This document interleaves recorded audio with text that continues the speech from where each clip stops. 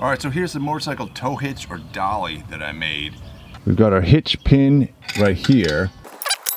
And then we can slot it into the car, into the hitch. We've got our little pulley thing up here on top. I'm gonna extend down this guy, my little hook, and hook it onto carriage thing here on the bottom. I'm gonna tighten this up, re-engage that locks it in. Then I can remove the hitch pin from here. Then that frees up the little carriage part on the bottom. Then we can disengage this again. Let this thing drop down. Re-engage this.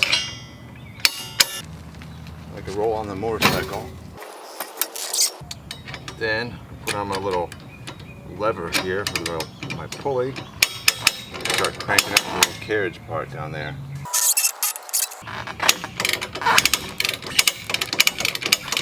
Alright, so I've been working on rebuilding a wrecked bike, and the problem I have right now is I needed to get it over and get it inspected before I can register and title it and get a license plate for it. It legally is a pile of parts, and I can't even get like a transit permit to take the thing over and get it inspected.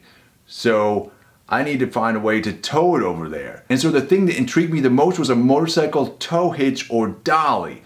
I'm not even sure what they call them, and it's kind of vague what they are. The technical term for them is, and that's kind of the problem with them, which I'll get to later.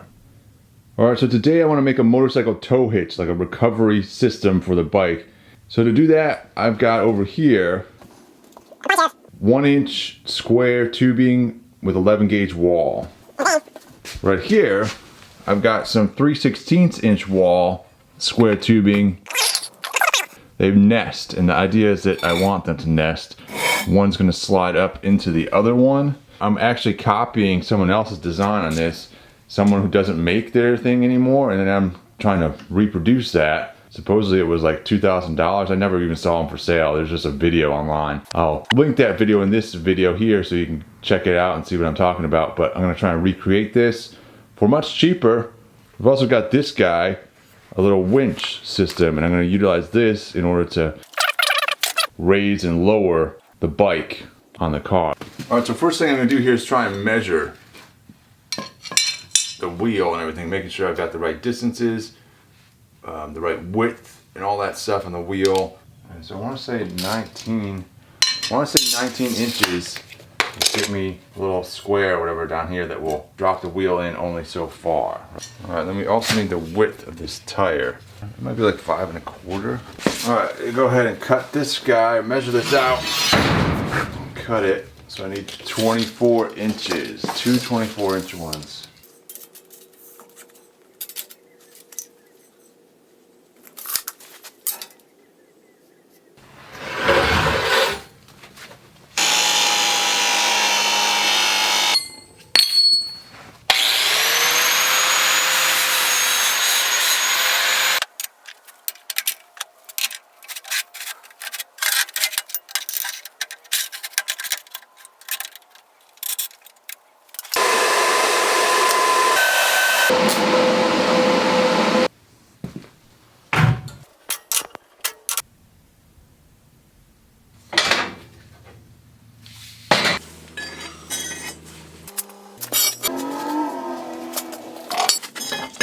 So that's pretty good that way. There's a little bit of play there. There's much more play this way. But I do want to have some space in there just to accommodate for other motorcycles, you know? And so I'm gonna go ahead and weld this up as is.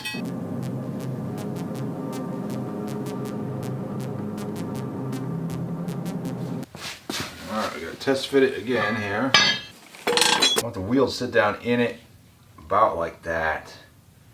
So if I move this all the way back until it hits the front of the wheel, I need to put a brace back in here.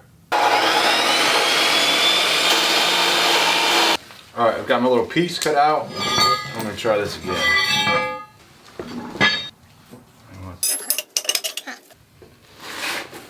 Alright, so if I've got it right there, it'll stop right about there. Let's go ahead and mark it.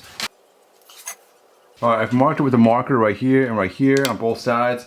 And I still need to go in here and clean up this stuff clean up the metal so I can weld it. So I'm gonna go ahead and mark this a little bit more permanently with this guy, a little center punch, just so I know where that line is. I'll do the same over here.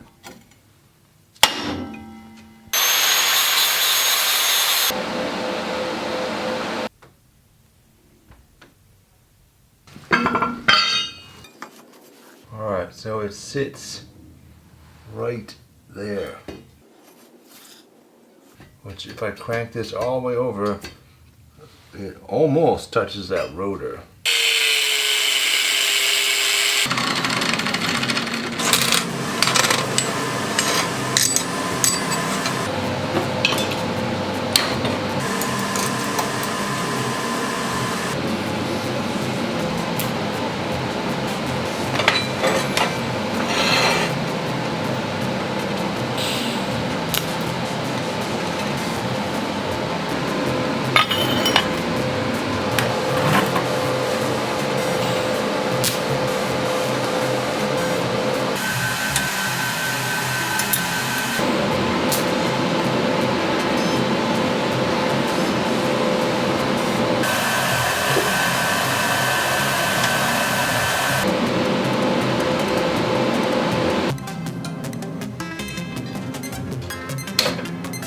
Alright, so far, this is where we're at on this guy. We've got the wheel goes in up here and chocks in sort of into this thing, and it helps to, this part here helps to stabilize the wheel from going back and forth. I've got to make a support brace for this guy to make this stronger, because that's basically holding the entire bike. So I'm going to triangulate that with this piece right here, and this is going to go in on the side here and go back to about like that. Got another piece of this other guy over here, somewhat like that, and that should make this nice and strong.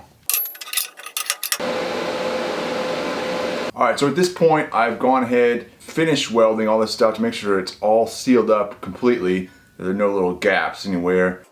Ground down the little edges on this guy here so there's nothing sharp, everything's nice and smooth to the touch. We've also used a flap wheel to shine up the metal on this side here and on this guy. And our next steps are basically to weld this guy onto the front of this, like so. And then to add reinforcements down here. And then that other piece comes up along the side and then goes up and attaches right around in here. And then triangulates this portion down here.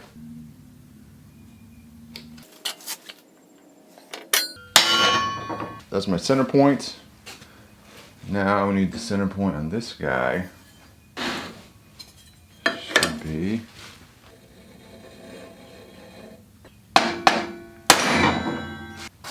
Now I should be able to line up those two dots essentially. And then I'm going to use that 1/4 inch flat sock that I've got, and I'm going to make two little buttresses for either side of that.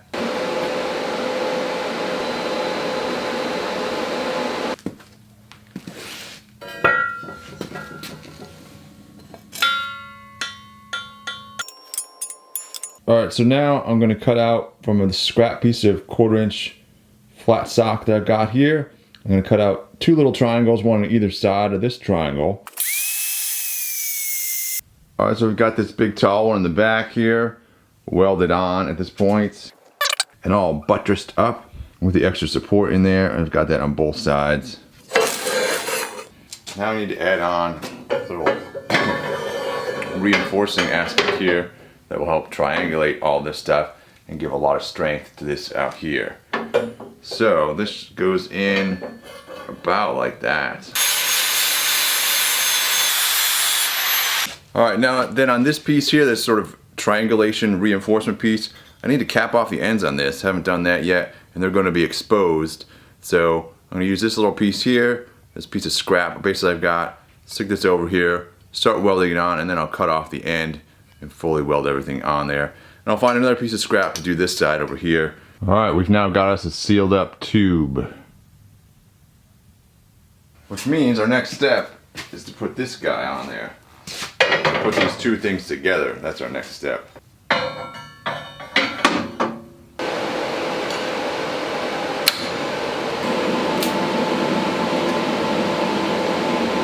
Alright, so here is the main concept, the main section there. And then this section is all one piece. And there's another piece that slots on to the actual car, which begins with this.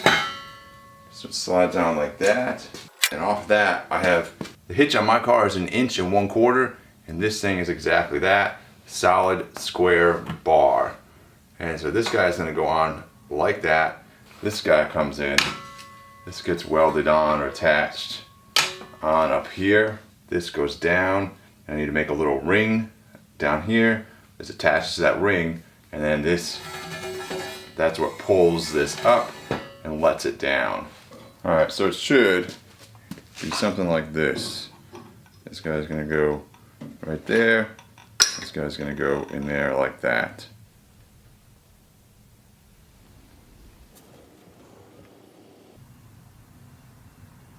Alright, I've gone out to the car and actually tried to test fit this on here, and now I know I need to cut this thing back at about 10.5 inches. Alright, I just went and test fit this on the car, went and stuck this into the hitch right there, and then this part here is straight up and down, and it's exactly where I want it to be, so I'm going to go ahead and weld this part in.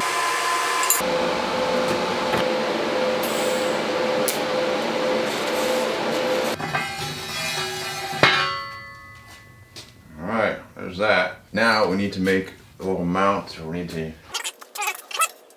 Alright, I'm going to go ahead and pull this guy apart. There's basically a bolt that runs all the way through this.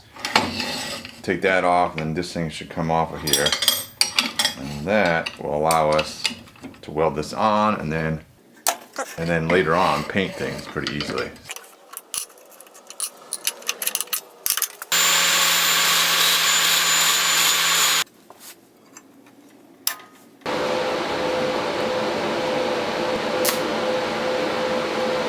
Alright, I've got this guy welded on the top here now. I'm going to go ahead and reinstall the little winchy part here.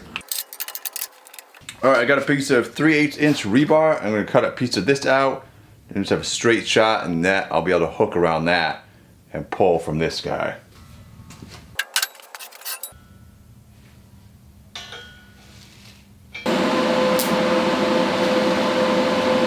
Alright, I now need to notch out on the bottom here about 6 inches up, right about to there. You need to cut out a little hole right here, and that is just so that when I slot it over this top of this other one, it will go all the way down to the bottom there and give me about 6 more inches of clearance from the ground with the motorcycle, which is what we need.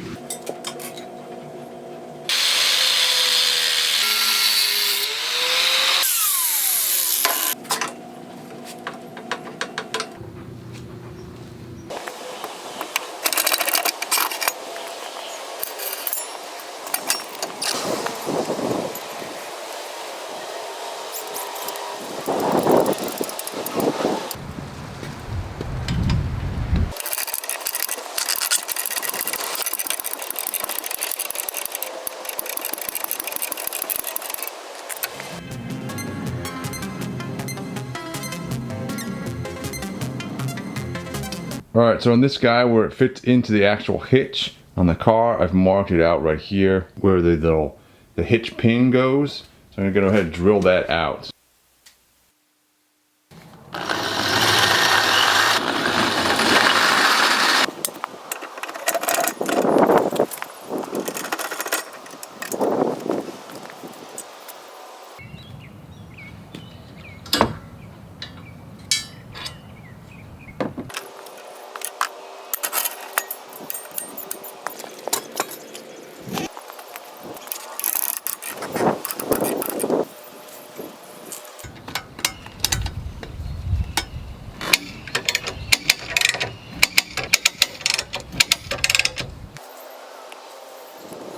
Alright, so in case anyone is curious, what I'm using here are endless ratchet straps, where they only have the ratchet and then you slide the webbing through the ratchet, and there's nothing on the other side of the webbing. So these work great for strapping down loads of various types. I use them for strapping things onto my roof rack as well.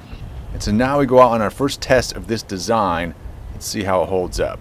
My worry, and the thing I really don't like about these things, is that some of the designs, the bikes, as you're taking a turn, they tip over. So pay close attention to that. And you'll see that the bike leans over quite a bit, to the point where I stop the car as I'm looking in the rearview mirror, because this is really sketching me out. But I know that the bike really can't come off the hitch. It's tied on there. So I want to see if it will recover. If I go in a straight line, will it reorient itself back in an upright position? And it does.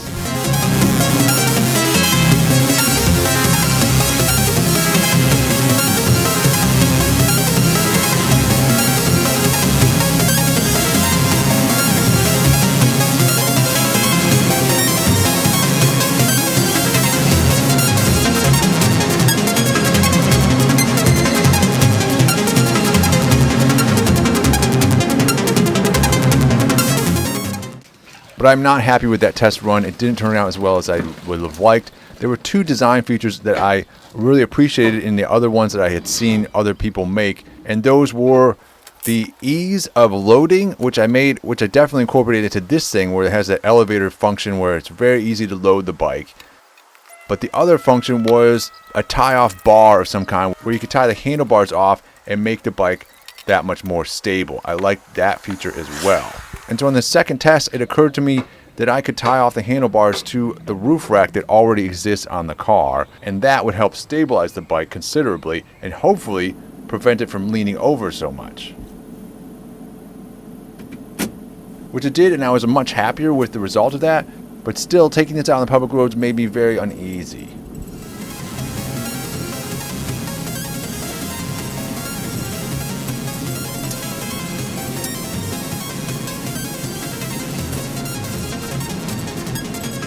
All right, so for my motorcycle tow hitch for the lights for the back of the motorcycle, so there's something on the back of the motorcycle to alert people that this motorcycle is there. I've got this trailer wire harness extension, so it's got two of the same connections here, so that you can plug this into a normal harness and make it longer. And then in this bag there was this guy, which is a little LED strip. So my plan is basically to take this thing and wire in this LED strip onto the back of it, and then I can plug this into my car and run it along the bike, tie it on, and then tie this to the back of the motorcycle. So run a couple zip ties, tie this guy on here.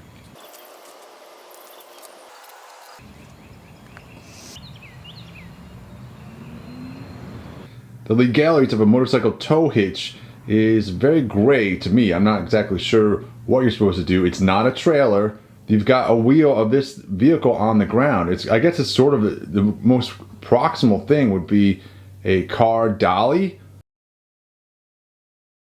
I was able to find a document from the state of Texas, an official document that says that tow dollies are not required to be licensed or registered with the state. But I still had the question of, is it legal to tow dolly a vehicle that itself is not legal to have on the streets? And the reason why that's pertinent is because the wheels of that vehicle that you're going to be towing with the dolly are going to be touching the ground. And so that is a whole different thing legally than a vehicle that is completely onto a trailer and never touches the ground. It never actually interacts with the public roadways. So I did more research trying to gain more insight into that question and answer that question, and I couldn't find anything within actual state documents. I couldn't locate anything. But I was, hearsay stuff I could find forums on the internet, and this one gave me pause, where this guy had, basically he's also in the state of Texas, and he had RV people use tow dollies all the time. And so this particular RV person had gotten all kinds of misleading information depending on which police officer, sheriff, etc. that he talked to. And so this alerted me to the fact that there's going to be lots of interpretation and misinterpretation pertaining to this motorcycle tow dolly. And at some point it occurred to me, can I just rent a motorcycle trailer? And how much is it going to be for me to do that? It's only $15. And so after trying this thing out a couple different ways, I'm sketched out by it. It's not very stable. And this is coming from a person who, I'm not like a long haul trucker. I'm not someone who tows cargo all the time. And it always sketches me out the first time I tow or haul or strap something new to my vehicle, that I've never done before. And so, of course, this is going to sketch me out. And probably if I actually tried it and did it several times, it wouldn't sketch me out anymore. But at the moment, I don't really like it. It just doesn't seem stable enough. Even though the last time I tried it, I thought it was significantly more stable with the handlebars tied off to the roof rack. That helped it a lot. I have no real reason to expect that I wouldn't be able to travel with it on short distances, but I still don't like it really at all for long distances, for going very far at all. I don't know, it sketches me out. And so yeah, I'm sketched out by using it, although that's probably just nerves on my part, and so that might go away.